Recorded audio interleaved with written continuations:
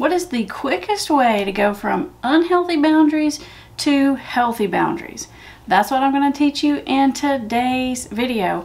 We're going to learn how to quickly identify when you're sliding into the unhealthy and how to immediately turn the situation around.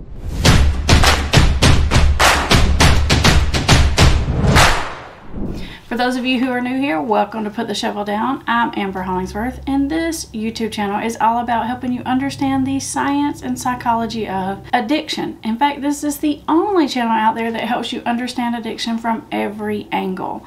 Our goal is to help you get your life and your family back on track so you can get back to living the life that you actually want to live. And healthy boundaries is a huge part of that recovery process, no matter what side of the issue you're coming from. In fact, everything I'm going to teach you today is helpful and useful whether or not addiction is in your life at all. These are just good, healthy skills to have that we can all benefit from. So a really quick way to figure out if you're sliding into unhealthy boundaries with someone is to determine whether or not you're on the drama triangle. Have you guys ever heard of the drama triangle? Now, I made a video about it a while back with one of our counselors, Kim, who is awesome. She's our relationship specialist, and I'll be sure to link it up for you here at the end. But a basic recap is this. In the 1960s, Stephen Cartman came up with this theory called the drama triangle as a way of explaining dysfunctional social interaction. And I love to explain this to people because it's so easy to understand and it has such a concrete visual, which really just helps cement it in your mind. So basically, I want you to think of a triangle with the pointy end down. And at the bottom of that triangle, there is a role called the victim, right down there at the bottom. Now, up here on this side is a role that we call the rescuer, and over here, the third role is one that we call the persecutor. Now, if you find yourself acting in any of these kind of ways, or in any of these roles, or demonstrating these characteristics, then this is definitely a surefire signal that you are sliding into the unhealthy zone, and it probably isn't going to end well unless you catch it. Let's start with the victim role. Now, when we're in the victim role, we see ourselves as victimized, helpless, hopeless. It's not our fault. We can't help it. We're stuck in this situation, or we're a victim of circumstance. Now, sometimes we really have been victims of some bad things. But what I'm talking about here is a victim role, as in a mindset or a way of coming at or approaching life in general. Basically, it's a way in which we keep ourselves from taking or accepting responsibility for something going on in our life. Now, we can all fall into this kind of thinking from time to time. Like, let's say if you're in a bad relationship, or if you have a bad job, or you're in some other kind of situation which you really don't like. Because when we're in this state of victim thinking, we feel hopeless and helpless, we seek out rescuers, which is that other role. Remember, right up here on the other side of that triangle we talked about? And rescuers love to do what? They love to rescue. Rescuers, when we're in our rescuer zone, we have a tendency to want to help other people because it makes us feel good. The problem is that when we're helping people that are in a victim thinking state, we end up doing things that may be helpful short term, but we end up crippling people long term because we're doing things for them that they should be doing for themselves. And while it can make us feel good in the short term to be a rescuer or a hero, and it can help the person in the victim role in a short term way, it ends up in disaster because guess what?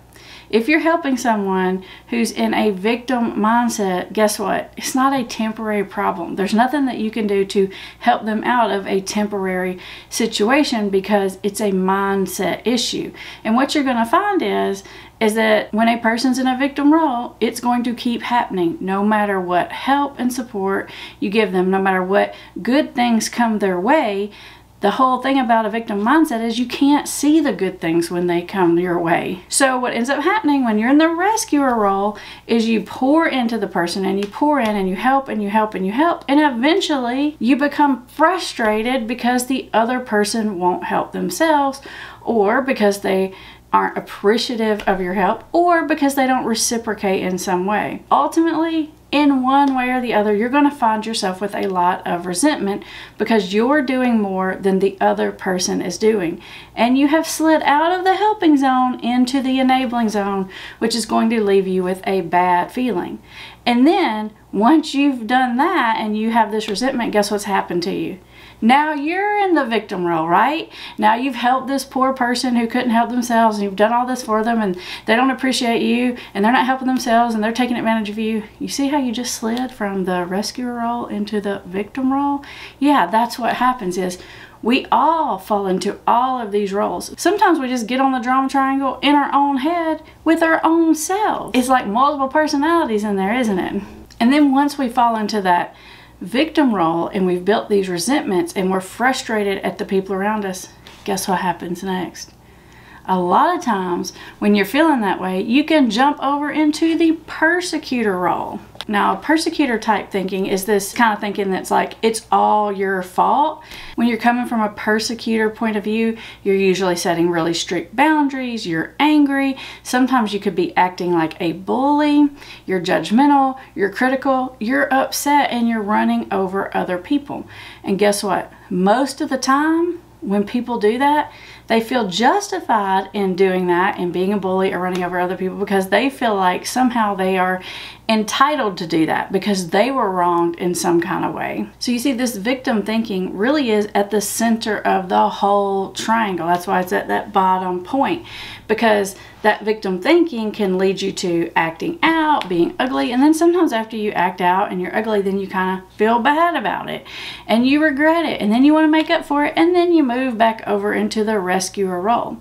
Now, we can have all of these thought processes and interactions within our own head, like we're having a conversation about something that's going on in our life.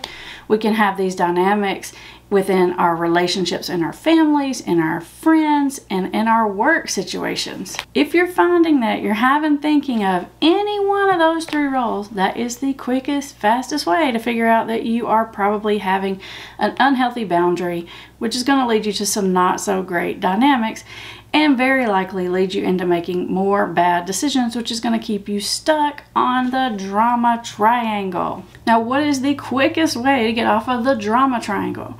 Well, luckily there is a solution, and it is called the empowerment triangle. And so there is a healthy version for each of those three roles. Now, before we get to that, I will tell you that in the description, I've put a link for you so that you can download my worksheet on communicating positive regard to other people. This is one of the fastest ways to improve our relationship. Now, these are healthy, genuine statements that you can make that are healthy boundaries, not coming from a rescuer place or from a victim place, but from a healthy mindset to sort of get relationships to start moving back on track. Now, that's going to be a very useful tool as you move into the healthy roles. So let's get into what those are. Now, in the empowerment triangle, the persecutor becomes the challenger. And when you're the challenger, you're firm but fair. You're assertive. You're not critical. You're not domineering. You're not bullying. You're not running over anyone. But you are holding a line and you're holding people to expectations. That's the healthy version of the persecutor.